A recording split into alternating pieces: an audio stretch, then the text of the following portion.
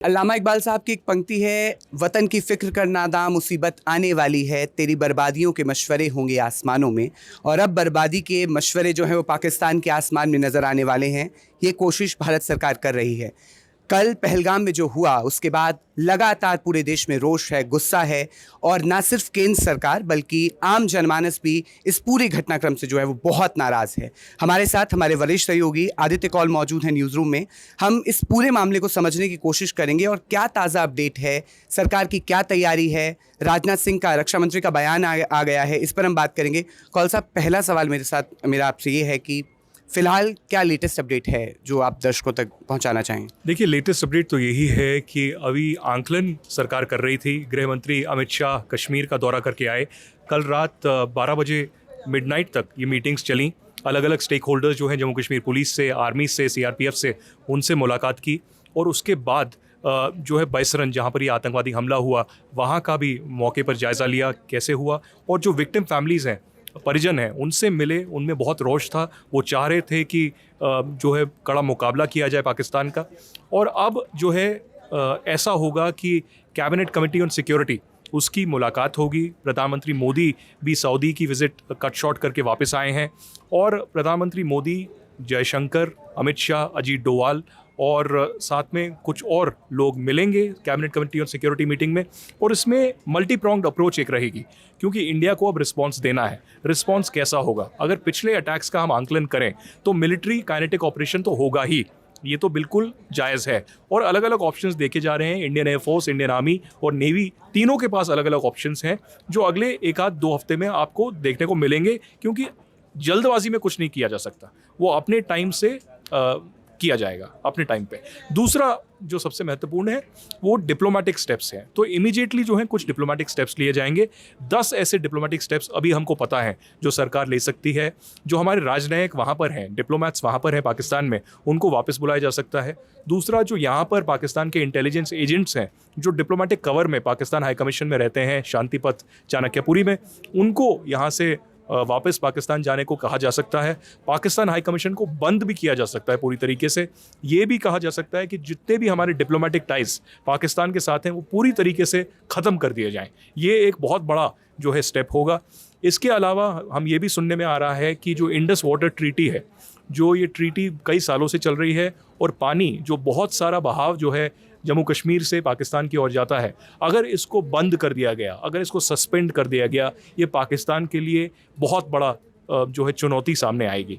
इसके अलावा हम ये भी सुन रहे हैं कि करतारपुर कॉरिडोर को बंद कर सकते हैं। और सबसे महत्वपूर्ण ये कि जो फॉरेन डिप्लोमेट्स यहाँ पर हैं, फॉरेन राजनयिक जो यहाँ पर दिल्ली में हैं, खासकर P5 कंट्रीज़ और डिप्लोमेटिक कोर, उनको कश्मीर ले जाया जा सकता है स्पॉट पे। उनको परिवारजन जो विक्टिम्स हैं उनसे बुलवाया जा सकता है। वो उनको कन्फ्रंट करें और बताएं कि पाकिस्तान कैसे आतंकवाद फैला रहा है। उनको भी एक डोजियर दिया जा सकता है कि पाकिस्तान आर्मी की भूमिका इस आतंकवादी हमले में क्या है। और साथ ही ये भी बोला गया कि जो इंडियन गवर्नमेंट है वो इंडस वाटर ट्रीटी को बंद करके और भी ऐसी ट्रीटीज़ देखेगी जो पाकिस्तान के साथ है। हालांकि ट्रेड हमने पूरी तरीके से बंद कर दिया था, लेकिन अभी भी फार्मास्यूटिकल्स, एग्रीकल्चर और टेक्सटाइल को लेकर कुछ ट्रेड होता है डायरेक्टली पाकिस्तान के साथ, और थर्ड कंट्री UAE के थ्रू भी होता है। वो ट्रेड भी पूरी तरीके से ख़त्म हो सकता है। अरे सर, क्योंकि आप कश्मीर से आते हैं, आप कश्मीरी पंडित हैं, और आपने तो पूरी जो ये अत्याचार हैं वो लगातार देखे हैं। आपने बहुत सारे आपके इंटरव्यूज़ ऐसे सोशल मीडिया पर हैं।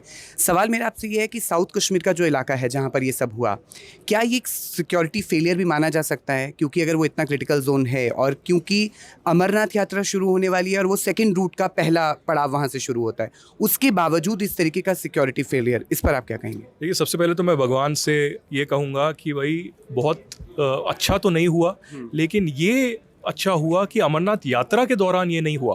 अगर अमरनाथ यात्रा के यहाँ दौरान ये होता तो आप खुद सोचिए कितना ज़्यादा कैजुअलिटीज़ हो सकता था और कितनी अफरा तफरी पूरी तरीके से मच जाती। तो पहले तो हाँ, ये इंटेलिजेंस और सिक्योरिटी फेलियर है। लेकिन मैं आपको बता दूं कि साउथ कश्मीर में एक तो जमात इस्लामी बहुत एक्टिव रहा है कई सालों से, लेकिन जमात इस्लामी का भी रुख जो है बहुत बदला है पिछले कुछ सालों से, जब से हम अनुच्छेद 370 को हटा पाए हैं। और साउथ कश्मीर भी आतंकवादियों का गढ़ है, खासकर जैश ए मोहम्मद और लश्कर तोयबा की बहुत रिक्रूटमेंट साउथ कश्मीर में होती है, और हुर्रियत और जमात इस्लामी का सपोर्ट हमेशा से रहता था। लेकिन हुर्रियत और जमात इस्लामी को पूरी तरीके से ख़त्म कर दिया है सरकार ने, तो अब आतंकवादियों को जो ग्राउंड सपोर्ट है वो बहुत कम मिलता है। तो साउथ कश्मीर जो पहले था एक ज़माने में, चाहे वो शोपियां हो, कुलगाम हो, पुलवामा हो, अनंतनाग हो, वो सेम नहीं है। लेकिन हमारी चूक ये रही कि हमने ये सोचा कि पहलगाम पे हमला नहीं हो सकता, क्योंकि पहलगाम एक टूरिस्ट स्पॉट है।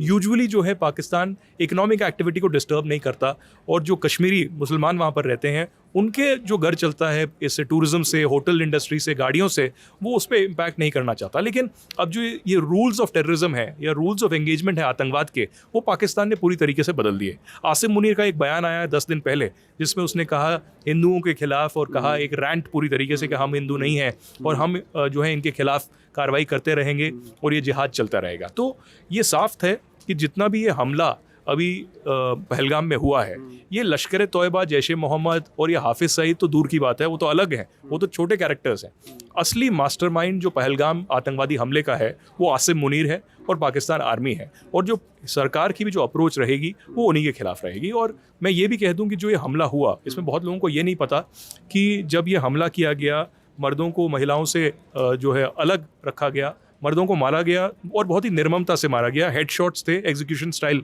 जो है किलिंग्स हुई हैं। महिलाओं को ये बोला गया कि आपको हम जिंदा इसलिए रख रहे हैं क्योंकि आप प्रधानमंत्री मोदी के पास जाएं और उनको बताएं कि हमने क्या किया है और हम आगे और क्या कर सकते हैं। तो ये एक पर्सनल अटैक जो है प्रधानमंत्री पर हुआ है। तो मुझे तो ये लगता है कि जो एस्केलेशन लैडर है उसमें उरी के बाद हमने देखा सर्जिकल स्ट्राइक पीओके में, हमने पुलवामा के बाद बालाकोट से स्ट्राइक देखा, अभी जो हम देखेंगे वो बालाकोट से ऊपर होगा। डिप्लोमेटिक इकोनॉमिक तर्ज तो एक चीज़ है, लेकिन मिलिट्री काइनेटिक ऑपरेशन उससे बड़ा ही होगा। मैं पाकिस्तानी मीडिया को सुन रहा था, तो अभी वहाँ पर वही राग अलापा जा रहा है कि जब भी अमेरिका से कोई बड़ा अधिकारी या कोई भी राष्ट्रपति उपराष्ट्रपति यहाँ पर आता है तो ये खुद ही अपने लोगों पर हमला करवाते हैं, और डोभाल की रणनीति और इस सब पर ये सब बातें की जा रही हैं। मेरा सवाल आपसे ये भी है सर कि अब जो, क्योंकि टाइमिंग की अगर बात करें, अमरनाथ यात्रा शुरू होने वाली थी और पहली बार जो टूरिस्ट पर अटैक है, इसको हमें बहुत गंभीरता से, क्योंकि सरकार की लंबी कोशिश रही है आर्टिकल 370 को हटाने के बाद टूरिज़्म पे काम करने की, वो जो हमने लगातार मिनादी इस बात की पीटी है पूरे विश्व में और ख़ासतौर से भारत में, अपने देश में, कि टूरिज़्म बहुत बेहतर हुआ है। और आज सुबह से जो विजुअल्स आ रहे हैं कि टूरिस्ट जो है एकदम से निकलने शुरू हो गए हैं, काफ़ी गहरा ज़ख्म ये दिया है। और आपको लगता है कि दोबारा से इसको भरने में लंबा वक्त लग सकता है? बिल्कुल लगेगा। आप खुद ही देखिए ना, 370 जब हटाया, जब कर्फ्यू हमने लगाया भी नहीं था, लेकिन कर्फ्यू जैसा सिचुएशन था, तब टूरिज्म को 2 से 3 साल लगे पूरा स्टेबलाइज होने में। और मुझे तो लगता है कि ये हिंदुस्तान पर अटैक तो एक चीज़ है, निहत्थे लोगों पे अटैक तो एक चीज़ है, लेकिन सबसे बड़ा अटैक ये टूरिज्म इंडस्ट्री पे हुआ है, क्योंकि टूरिज्म इंडस्ट्री पूरी तरीके से ख़त्म हो जाएगी कश्मीर में। और ये आप खुद ही देखिए कि जो लोग कहते हैं कि पाकिस्तान जो है कश्मीरी मुसलमानों से प्यार करता है, ऐसा करता है, असलियत तो अब सामने आई कि जो कश्मीरी भी हैं वो कैसे अब अपनी ज़िंदगी आगे बिताएंगे, क्योंकि टूरिज़्म एक बहुत बड़ा एक इंडस्ट्री है कश्मीर में, बैकबोन है कश्मीर की इकोनॉमी की, और उसको, उस पर प्रहार बहुत बड़ा जो है पाकिस्तान आर्मी ने किया है। तो ये शांति के दूत जो हमें कहते हैं कि पाकिस्तान जो है कश्मीरी मुसलमानों के लिए काम कर रहा है, जिहाद के लिए काम कर रहा है, ऐसा कोई सच्चाई नहीं है। सच्चाई ये है कि कश्मीरी मुसलमान ने भी ये रियलाइज़ किया था कि हिंदुस्तान की जो डेमोक्रेसी है, जो कॉन्स्टिट्यूशन है, उसके अंडर वो अपनी तरक्की चाहते हैं, वो इकोनॉमिक डेवलपमेंट चाहते हैं, वो चाहते हैं कि सरकार ऐसे कदम उठाए जिससे इन्वेस्टमेंट बढ़े, उनकी जो अपॉर्चुनिटीज़ हैं, चाहे वो स्पोर्ट्स में हो, आर्ट्स में हो, साइंस में हो, अलग अलग फील्ड्स में हो, उनको तरक्की मिले। ये पाकिस्तान नहीं चाहता, और पाकिस्तान जो है अभी तिलमिलाया उठा है। वो सुमित इसलिए क्योंकि मैं आपको बताऊं, बलूचिस्तान और खैबर पख्तूनवा में रोज़ जो है हमले हुए हैं, और मेरी तो ये जानकारी है कि जब जाफ़र एक्सप्रेस पे अटैक हुआ, और ये BLA ने किया था, बलोच लिबरेशन लोग हैं, बलोच आज़ादी वो चाहते हैं, और पाकिस्तान आर्मी चीफ को ये ब्रीफिंग मिली कि जाफ़र एक्सप्रेस के पीछे जो है हिंदुस्तान का हाथ है। तो उसी दिन उन्होंने ये राग अलापना शुरू कर दिया कि हिंदुस्तान से हम बदला लेंगे और अटैक करेंगे। तो जब भी हमने ये इतिहास में देखा है, जब भी बलूचिस्तान, खैबर पख्तूनख्वा में पाकिस्तान आर्मी की किलिंग्स बढ़ती हैं और उनको जो है प्रेशर पड़ता है, वो अटेंशन डिफ्लेक्ट करते हैं जम्मू कश्मीर की ओर। और मुझे तो ऐसा लगता है, मैंने फरवरी में जो है न्यूज़ 9 के लिए यहाँ पर TV9 में आर्टिकल भी लिखा था कि एक नया जिहाद कश्मीर में शुरू होने वाला है और उसकी तैयारी हमें करनी चाहिए। मैं बिल्कुल मानता हूं कि ये इंटेलिजेंस और सिक्योरिटी फेलियर है, क्योंकि हमें लगा कि पहलगाम पे अटैक नहीं होगा, और पहलगाम के ऊपरी जो अपर रीचेस हैं वहाँ पर जंगल है, घने जंगल है, और वहीं पर ये आतंकवादी अभी छिपे हुए हैं और वहाँ पर इन्होंने ये निहत्थे लोगों पे हमला किया। तो अभी जो मुझे लगता है कि पूरा एक पैराडाइम शिफ्ट होगा हमारी रणनीति पर। एक तो 2019 में एक पैराडाइम शिफ्ट हुआ था, लेकिन एक बहुत बड़ा शिफ्ट आज भी होगा। अब मुझे लगता है कि वो जो बांध था हमारे सब्र का, वो पूरी तरीके से टूट गया है। और वो इसलिए भी टूट गया है क्योंकि अब आप धर्म स्पेसिफिकेशन पर आ गए हो। आप पूछ रहे हो, आप चेक कर रहे हो कि आप हिंदू हो, और उसके बाद आप पर जो है वो हमला हो रहा है। मैं आपको ये भी बता दूं सुमित कि जो लोग अब आज जाग रहे हैं उनको हम पिछले 35 साल से ये बताते रहे। मेरी उम्र उतनी है जितना हमारा जो वहाँ से एग्जाइल हुआ कश्मीर से, उतनी ही उम्र मेरी, और हम बार बार जो है बताते रहे कि ये एक रिलीजियस टेररिज्म की ओर बार बार बढ़ रहा है। जो 90 में भी ऐसे ही हुआ था, आइडेंटिफिकेशन चेक करके लोगों को मारा जा रहा था। उनकी लिस्ट जो है अलग अलग कश्मीर की कॉलोनीज़ के बाहर पोल्स पर, गेट्स पर जो है लिस्ट छपती थी और अगले दिन उनको मारा जाता था। तो यही अभी वहाँ पर भी हो रहा है। सब लोगों के आईडीज़ चेक किए गए, उनको देखा गया कि ये हिंदू है कि मुसलमान है कि कौन है, और फिर चुन चुन के उनको जो है मारा गया। और पहले भी 2021 में हुआ है। आप देखिए, ये सिर्फ हिंदुओं की बात नहीं है, सिखों को मारा गया है, बाकियों को भी मारा गया है बार बार। और ये एक पॉलिटिकल नॉर्मलसी जो बार बार मोदी सरकार कहती थी, पाकिस्तान इससे पक चुका था पूरी तरीके से, और पाकिस्तान चाहता था कि इस नॉर्मलसी के जो नैरेटिव को मोदी सरकार के पूरी तरीके से ध्वस्त कर दें, तोड़ दें। और मुझे लगता है पाकिस्तान को इसमें कामयाबी मिली है ये आतंकवादी हमला करके। और आगे अब देखना ये होगा कि टूरिज्म पे तो इम्पैक्ट होगा, लेकिन अब सरकार रणनीतिक तौर पे, मिलिट्री के तौर पे कैसे अब रिएक्ट करती है। बड़े बदलावों की ज़रूरत है।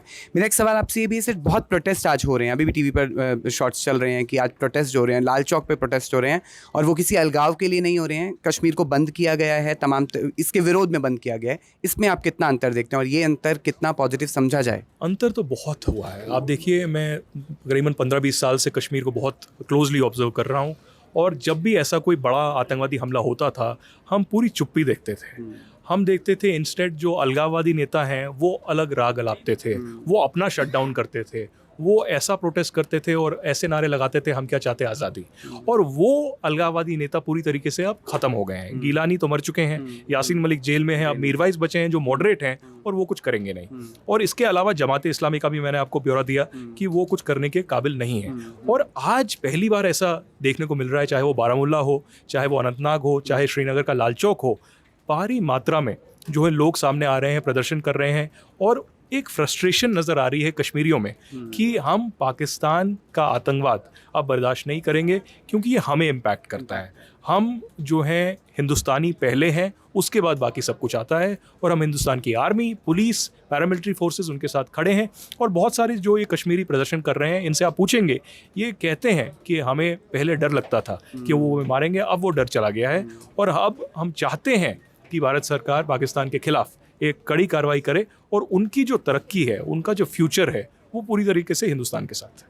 कौल साहब, एक सवाल ये है कि अब जैसे आज शाम को 6 बजे मीटिंग होने वाली है, अमित शाह ब्रीफ देंगे मीटिंग के अंदर, तो क्या लगता है आपको कि कब तक बड़ा एक्शन जो है जिसका पूरा देश इंतजार कर रहा है? मैं आपको यकीन मानो, सोशल मीडिया पर जितने कमेंट्स हमें मिल रहे हैं वो यही मिल रहे हैं कि मुंह तोड़ जवाब दिया जाएगा। तो आपको क्या लगता है कि क्या स्ट्रैटेजी बन सकती है, क्या बड़ा एक्शन हो सकता है? देखिए, आक्रोश तो बहुत ज़्यादा है और सबके मन में है, और ये आक्रोश सोशल मीडिया पर या टीवी चैनलों पर या अलग अलग जगह दिख भी रहा है। आपने बोला प्रदर्शन भी हो रहे हैं पूरे। आप ये भी देखिए ना, जो ये विक्टिम्स हैं वो सिर्फ कश्मीर से नहीं है। आप देखिए, विक्टिम अलग अलग देश के अलग अलग कोने से हैं। तमिलनाडु से भी है, कर्नाटक से भी है, हैदराबाद से भी है, गुजरात से भी है, महाराष्ट्र से भी है। जो इस बात का सबूत भी है कि नॉर्मलेंसी वापस आने लग गई थी, टूरिज्म बढ़ा था। और मैं एक फैक्ट भी पढ़ रहा था कि अगर 25 लाख लोग कश्मीर जाते हैं तो उसमें से 22 लाख पहलगाम ज़रूर जाते हैं। बिल्कुल, आप खुद ही देखिए ना, मैं कश्मीर जो है जाता रहा हूँ पिछले 10-15 साल से रिपोर्टिंग के लिए सिर्फ। लेकिन पिछले साल पहली बार मैं कश्मीर गया और सीधे जो है पहलगाम गया, और जहाँ बैसरन में यह हुआ है वहाँ पर भी मैं अपने पूरे परिवार के साथ गया। तो ये बहुत ही पीसफुल लोकेशन था, और करोड़ों की तादाद में, लाखों में नहीं, करोड़ों की तादाद में लोग वहाँ जा रहे थे। पूरी तरीके से होटल जो है ओवरबुक थे, ट्रैफिक जैम सड़कों पे नज़र आता था, जो पहले ट्रैफिक जैम कभी ऐसा होता नहीं था। और तभी मुझे लगता है कि एक बहुत बड़ा झटका है लोगों के लिए। लेकिन आपने पूछा कि अब क्या होगा, तो मुझे लगता है कि समय बलवान है, हमें समय का इंतज़ार करना चाहिए, और खुली छूट जो है आर्मी को, सिक्योरिटी फोर्सेस को दी गई है। और मुझे लगता है कि प्रधानमंत्री ने पूरी तरीके से आंकलन किया होगा कि ये समय उरी वाला नहीं है, ये समय पुलवामा वाला नहीं है, ये फौजियों पे अटैक नहीं हुआ है, ये मिलिट्री कॉम्बैटेंट्स पे अटैक नहीं हुआ है, ये हमारे निहत्थे लोगों पे अटैक हुआ है। 26 लोग मारे गए हैं, 17 लोग इसमें इंजर्ड हैं, हो सकता है कुछ लोग क्रिटिकल भी हैं अभी अस्पताल में। तो मुझे लगता है कि कुछ दिनों में ऐसा कोई हमला हो सकता है, लेकिन आप ये भी देखिए कि हिंदुस्तान जंग नहीं चाहता। जंग नहीं। हिंदुस्तान ये नहीं चाहता कि जंग हो और उसमें मृत्यु हो बहुत सारे लोगों की। तो जो ये एस्केलेशन एक लैडर होती है, उसमें एक थ्रेशोल्ड होता है, और वो थ्रेशोल्ड के बाहर जब चीज़ें चले जाएं वो न्यूक्लियर वॉरफेयर की ओर चली जाती हैं। तो अभी थ्रेशोल्ड बालाकोट के ऊपर है, तो जो भी सरकार करेगी वो बालाकोट हमले से ऊपर ही उनको करना पड़ेगा, और ऐसा कुछ करना पड़ेगा जिससे लोगों को महसूस हो कि ये अटैक हुआ है और पाकिस्तान पे भी मैसेज पूरी तरीके से चली जाए। वो क्या होगा आने वाले दिनों में ही हमें पता चलेगा। अमेरिकी राष्ट्रपति ट्रंप से बात हुई प्रधानमंत्री की, और बाकी तमाम लोगों ने ट्वीट करके बोला। लगता है आपको कि अंतर्राष्ट्रीय स्तर पर भी एक दबाव, जो दबदबा है भारत का, वो बरकरार है और इस घटना के बाद वो ज़रूर जाहिर तौर पे हमारे साथ ही खड़े होने वाले हैं? देखिए, भारत ने मुझे लगता है पूरी तरीके से प्रूव कर दिया है कि जब आतंकवाद पे बात आती है, हम अपना जो हमारा इंटरेस्ट है और हमारे लोगों की जो सेफ्टी है हिंदुस्तानियों की, वो प्राथमिक हो गई। हमें कोई देश आके प्रवचन नहीं दे सकता कि आपको ऐसा करना है या आप ऐसा नहीं कर सकते।